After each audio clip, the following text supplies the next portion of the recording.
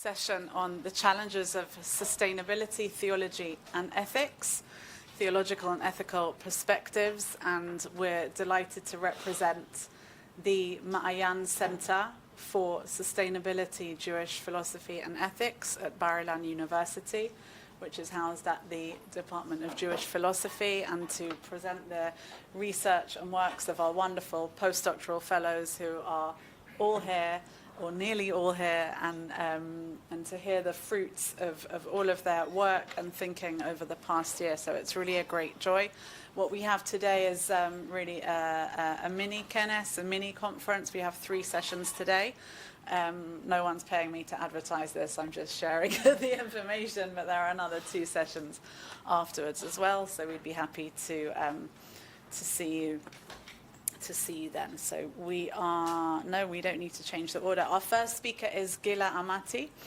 Dr. Ghila Amati holds a PhD in Theology and Religion from the University of Oxford. She is a postdoctoral fellow at the Weisfeld Family Foundation, Ma'ayan Center for Jewish Philosophy and Sustainability at Bar-Ilan University, and a recipient of the Gerald Westheimer Career Development Fellowship from the Leo Baeck Institute.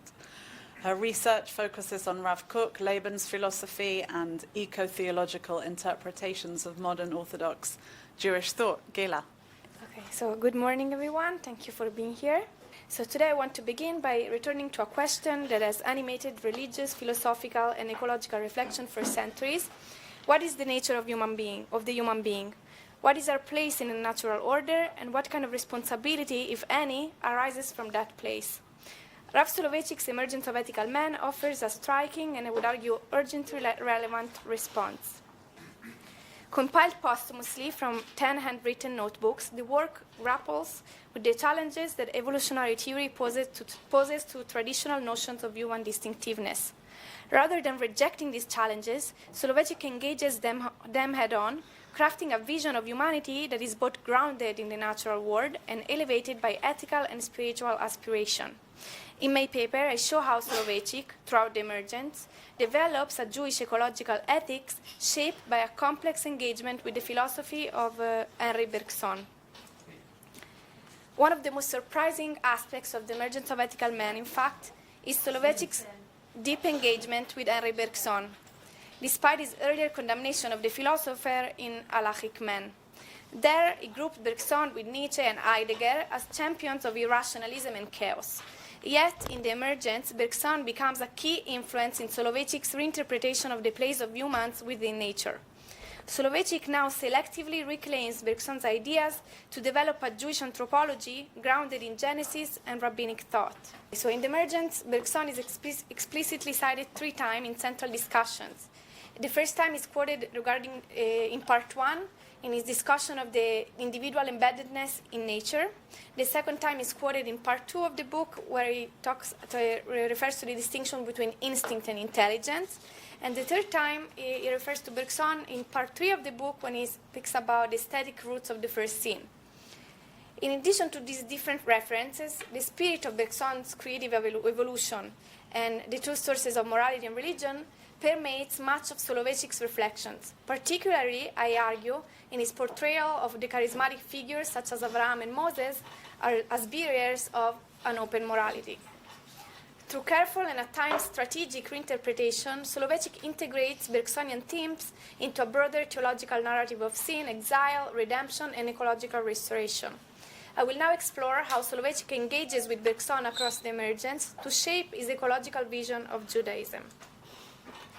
Soloveitchik begins the emergence with a re-examination of Genesis 1, in which he challenges traditional anthropocentric readings that sever humans from the rest of creation. Rather than seeing human beings as rulers over a world made solely for their use, Soloveitchik insists that Genesis portrays a continuum of life.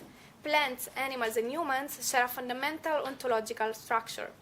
While humans are the most developed form along this spectrum, they do not stand outside or above it. He writes, I quote, "Here we grasp one of the most characteristic features of the Jewish anthropological philosophy, the deep feeling of man's basic harmony with organic nature, a harmony emerging from uniformity, is the most silent feature of that philosophical formula."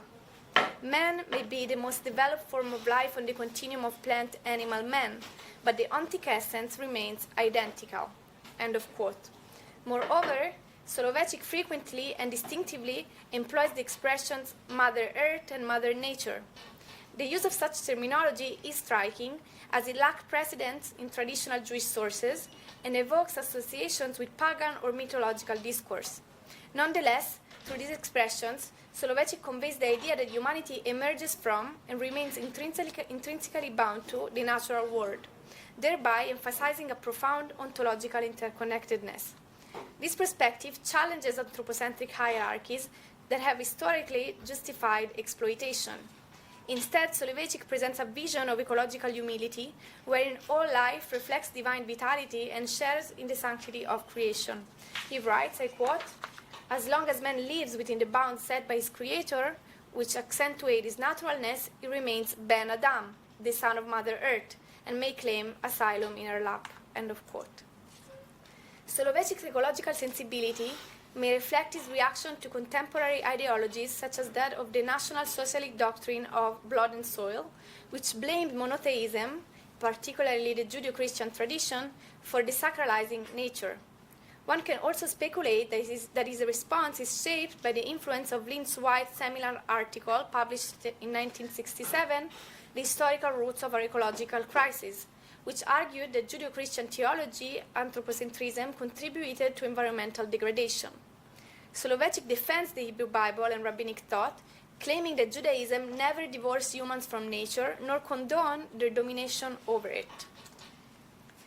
In part one of the Emergence, and in an interesting move, Soloveitchik compares the human condition to that of plants to reflect on themes of nationalism and belonging.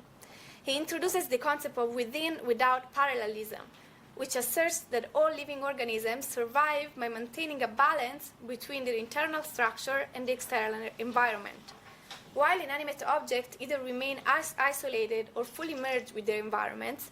Living beings, including humans and plants, must continuously interact with their surroundings to maintain existence. Soloveitchik highlights plants' distinctive integration into their environment, asserting that humans, despite their ability for mobility and autonomy, share this fundamental rootedness. He further develops this perspective through his dialogue with Bergson, which is explicitly quoted in a significant footnote. Soloveitchik criticizes modern European rationalism, which he sees as fostering a sense of detachment from one's environment and fostering cosmopolitanism. He contrasts this modern estrangement with what we regard as the profound organic bond that once defined humanity's relationship with the natural world, emphasized by Bergson's philosophy. He elaborates, I quote, "In the last century, European intellectuals taught that one becomes more man in proportion as one dissociates himself from his fatherland. The ideal of cosmopolitanism implies detachment from fixed surroundings. On the contrary, the corporate state ideal places man within a certain segment of Mother Nature and apprises this as the highest virtue. With the return of certain philosophers to a rehabilitation of the primitive immediacy of naive knowledge, the contact between man and the world outside becomes more intimate." In brackets, he writes Bergson's Elan Vital, intuition, end of quote. In this passage, Soloveitchik draws explicitly on Bergsonian themes to construct his vision of humanity as intimately connected to nature and to a specific national landscape. However, his interpretation of Bergson as supporting a nationalist political philosophy marks a significant departure from Bergson's original thought. Indeed, in the two sources of morality and religion, Bergson emphasizes humanity's intuitive connection to nature as fostering universal rather than geographically limited solidarity. He illustrates that this universalism through the example of mystics, whose experience of deep connection with Elan Vital and the interconnectedness of existence transcends communal attachments. Therefore, while Soloveitchik draws on Bergsonian ideas to emphasize the tangible unity between humanity and nature, the political conclusions it derives, particularly his focus on rooted national identity, depart markedly from the universalist orientation of his philosophical source. Soloveitchik's second major thematic focus lies in the distinction between instinct and intelligence in nature, a dichotomy central to Bergson's creative evolution. Bergson is directly quoted by Soloveitchik in this second section of the Emergence to explain the difference between these two tendencies of nature. Instinct for Bergson is a deeply ingrained impulse, automatic, species-specific, and organically tied to a creature's material world. Intelligence, by contrast, liberates organisms from the confines of the present. It enables invention, tool-making, and abstraction. Importantly, Bergson argues that instinct and intelligence are not rigid categories, but tendencies that coexist and overlap in various ways.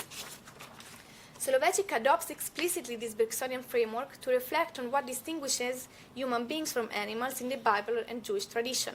He acknowledges that biologically we differ little from animals. Biblical and rabbinic texts frequently draw parallels between humans and animals, and the halachic laws pertaining to mortally wounded animals trefa apply equally to people. Yet, humans possess a capacity that Soloveitchik identifies as technical intelligence, the ability to project knowledge into the future, to manipulate nature through tools, and to innovate. However, Soloveitchik warns that technical intelligence, when mechanized and directed by self-centered hedonism, can also have detrimental outcomes. This insight foreshadows his later examination of the first scene, highlighting the potential misuse of humanity's distinguishing trait. I quote, "The instinctive drive directed by mechanized associative memory and technical intelligence may turn into a fiend of human and animal life." End of quote. Therefore, while intelligence elevates humanity above instinctual existence, it also risks fostering egocentric behaviors detrimental to community and ecological welfare. Importantly, Soloveitchik does not regard human intelligence as a supernatural gift imposed upon an otherwise animalistic being, and criticizes the Augustinian notion that posits a fundamental and unbridgeable chasm between humanity and other creatures. Instead, he understands intelligence as a biologically evolved potential.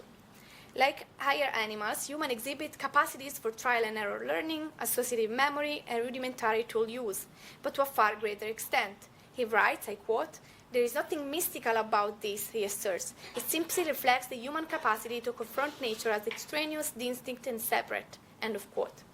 This act, what he calls a cognitive gesture, marks the emergence of gnosis, of thoughtful perception, which enables ethical reflection and moral choice. In this, Soloveitchik closely aligns with Bergson, who similarly views instinct and intelligence not as strictly opposed faculties, but as tendencies that exist in varying degrees in both animals and humans. This dual recognition, acknowledging biological continuity with animals while affirming a heightened intellectual capacity for humans, form the basis of Soloveitchik's eco-friendly perspective and anthropology. He insists that humans remain part of the natural order, not above or outside it, even as they exercise greater cognitive and ethical agency. Consequently, interprets human dominion as stewardship rooted in moral responsibility towards what it is similar to us. Soloveitchik employs the Bergsonian distinction between instinct and intelligence to illuminate the biblical narrative. He contrasts Vayevarech, he blessed, used for animals, with Vayomer, he said, used for humans in Genesis 1:22 and 1:28, respectively.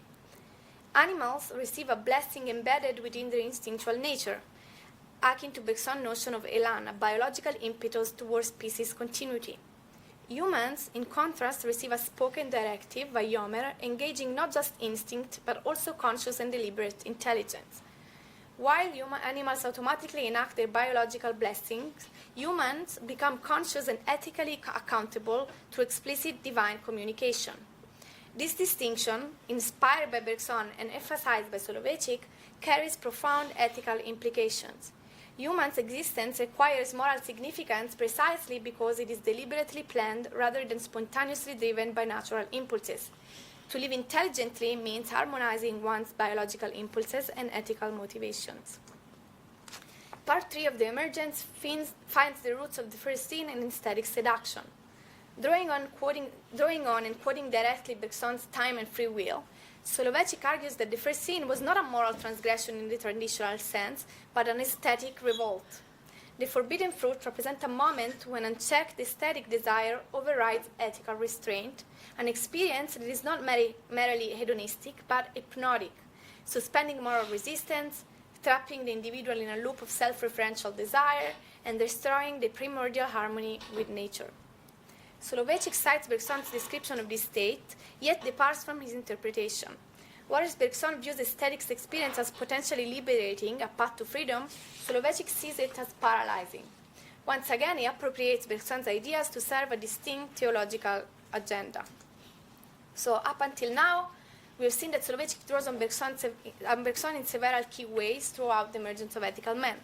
In part one, Bergson's influence helped justify the deep connection and rootedness of human beings within their natural environment, challenging the notion of a strict divide between humanity and nature. Moving into part two, Soloveitchik further uses Bergsonian concepts to highlight the profound similarity between humans and animals, emphasizing that both share instinct and intelligence and are not fundamentally different in kind. However, he also asserts that humans possess a heightened degree of intellect, which introduces moral responsibility for their actions. Finally, in his treatment of aesthetic sin, Soloveitchik once again turns to Bergson, describing this form of transgression in distinctly Bergsonian terms as hypnotic, suggesting a kind of seductive paralysis that draws the individual away from ethical awareness and from nature.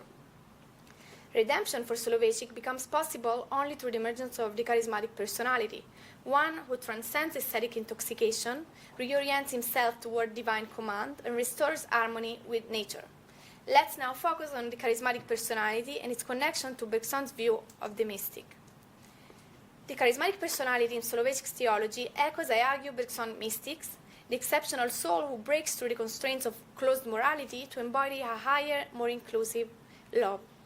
In the two sources of morality and religion, Bergson contrasts closed morality, which is tribal, law-based, and coercive, with open morality, which is universal, intuitive, and loving.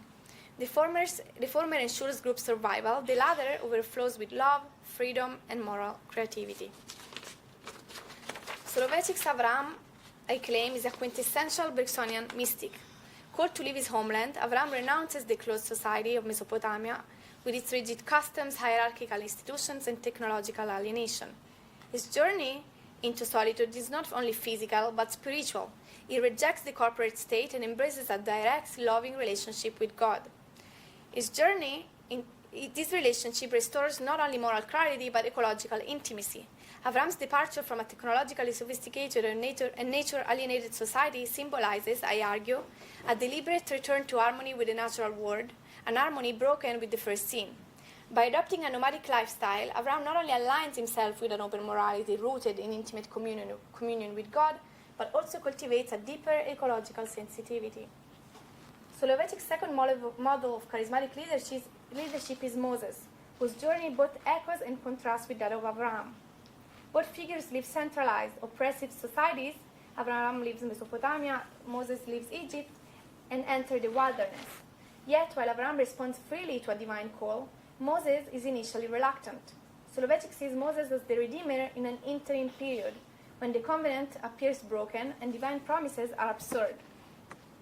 Yet Moses accepts his role not through coercion, but as a moral imperative rooted in ancestral memory and historical need. Through his leadership, natural forces, plagues, rivers, wilderness are transformed into ethical signs of covenant. Soloveitchik called this imitatio Dei. Moses partners with God to realign nature with its moral purpose. This act inaugurates Soloveitchik's ecological theology, where nature is not conquered but sanctified through covenantal transformation. In the final chapter of the Emergence, Soloveitchik envisions a messianic future in which the biological and ethical dimensions of existence are fully harmonized. He writes, in the messianic ideal, the prophet depicts in glowing colors the harmonious state that will prevail in nature. The biological being will not follow its orgastic instincts. Instead, it will be guided by an ethical impulse. The ethos and the bios will cooperate and coexist. Soloveitchik states that the Redeemer is God's, I quote, is God's emissary who brings about this wondrous state. Moses, the first Redeemer, began the work. The Messiah will bring it to completion. End of quote. In this light, the goal of the covenant and the mission of the charismatic personality take on a distinctly ecological dimension. Soloveitchik envisions in the Messianic age a return to the antediluvian state of harmony between humanity and nature, a return achieved not through innocence, but through conscious covenantal engagement. To conclude, in The Emergence of Ethical Man, Soloveitchik presents a philosophical anthropology that challenges the strict divide between humanity and nature. Drawing on Bergson, he reinterprets Genesis to show an evolving human-nature relationship, deep connection in Genesis 1, alienation in Genesis 2, and restoration through figures like Abraham, Moses, and the Messiah at the end of his book. These charismatic leaders embody an open morality that re-sanctifies nature. Soloveitchik affirms biological continuity with all life, while highlighting humanity's moral responsibility. Redemption for him is not escape, but ethical reunion with nature. His work thus offers a distinct Jewish eco-theology, uniting covenant, moral agency, and ecological renewal. Thank you.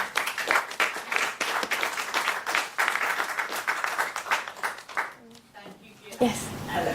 Thank you very much. For me, this was an eye-opening talk. I didn't know about this aspect of Soloveitchik's thought at all. And my question is rather unphilosophical, I apologize, but I'm curious to what extent, or do you have any information about how his ideas about man's embeddedness in nature influenced, affected his practical, I don't know what, decision-making, life, ideas, advices? I don't know. I think I should check that, I guess, but I don't know if it was even if it was vegetarian. I'm not sure. I don't know.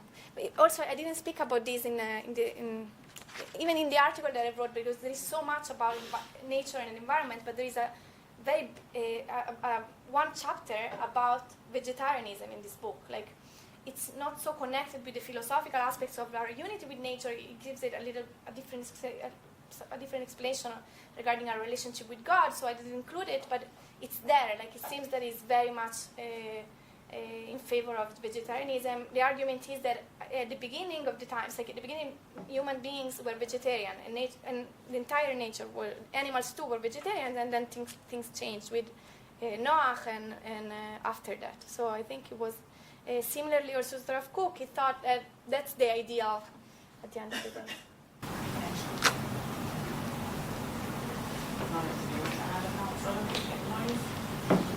Or maybe you know.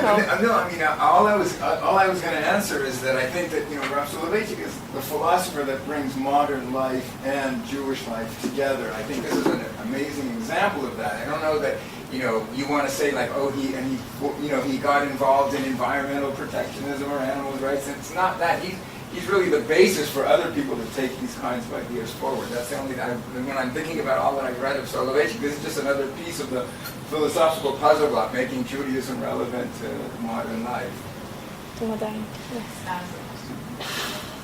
I've done a little bit of research on something of Hirsch's view on creation and nature, and I see a lot of comparisons or analogies between Soloveitchik, what he says so beautifully, and Hirsch. But just to take one example, for Hirsch, human history is basically one teleology to getting back to paradise, to Gan Eden. And taking from there, did you do any comparisons to Hirsch or other Orthodox and Orthodox thinkers? I didn't, but that's the plan. Like, my project is about writing about different perspectives in modern Orthodox Judaism towards nature. There is I think a doctorate about Rabbi and nature, and it's research. I wrote it. It's you. Okay. Okay, so you can tell you much more about this. So a lot of work has been done about Rabbi and the nature and his relationship to the environment, but that's the idea, to show how different figures in modern Orthodox Judaism, have something to say about nature. I want to work on Rav Kook and Rav Shagal at some point. Yeah. Just make a general comment. When I'm a rabbi primarily in the United States, I live here. I made Aliyah, but when I taught this text in synagogues in the United States, in Orthodox synagogues, I presented it as the capstone, shall we say, of a long history of Jewish thought which preceded it, from which it differs very radically. He himself in the book emphasizes that he's breaking with the entire medieval tradition, both of Jewish thought as well as Christian thought, and that's very evident if you put the rest of Jewish thinkers before him, next to him, which is the way I typically structure this. I mention it because the overwhelming majority of the people who are the audience of Rav Soloveitchik's thought are actually Orthodox Jews who are his disciples and where he's most influential, I would assume. And in general, when I've spoken about this, people nod their heads and they have no idea what in the world I'm talking about. It's a challenge to translate very rich material like this so that people actually understand it and know how to turn it into something practical. Just like he didn't do that halakha l'maaseh, shall we say, so too it's very difficult to transmit the idea of an ontic unity to ordinary Jews who are living their lives. So it's challenging, but it is incredibly rich material that I love teaching, and I'm thrilled that you're working on it. And I look forward to reading this paper and all the rest of whatever else you produce. Thank you. When you say that you teach this, do you teach it also from this angle of the relationship with nature, or? Totally. Yeah. The shiur that I have presented, which I'll write up one day, presents 6 different models of the relationship between man, nature, and God in Jewish thought. The default position in the Middle Ages, let's say, is Ramban and others who view the Kivshuha as overwhelming, or Sajika-on, as total, complete domination. And by the time you get to a view like this, the Nafochu, it's completely reversed in a partnership idea, an ontic unity idea, very, very different. And but most of the Orthodox world is still in the Middle Ages. Yeah. Yeah. I have a question. Okay. How far, Soloveitchik is often termed as an existentialist who's following, as you said, from Nietzsche, Kierkegaard. How far is that a crucial element of what he does in relation to ecology? That's what I guess that's what I'm trying to show here. In the halachic man it's much of a rationalist. He's against all of this kind of existential philosophy, which gives more room to the rational, to the intuition, to our connection with things. With things around us, so he's much more against these aspects, and the emergency comes back is much more existential. But what I think it's important is that it's not really existentialism. It's the philosophy of life, which is what I've been working on also in my doctorate. Bergson and Nietzsche and also all of these people that he writes about in the Halachic Man are even before existentialism and tell us something about the importance of intuition, connection to nature and to the world outside and to all of existence, and about the unity of the world. And this aspect is very important in emergence. And these philosophers, especially Bergson, are very, very important in this book. Thank you so much, Ghila.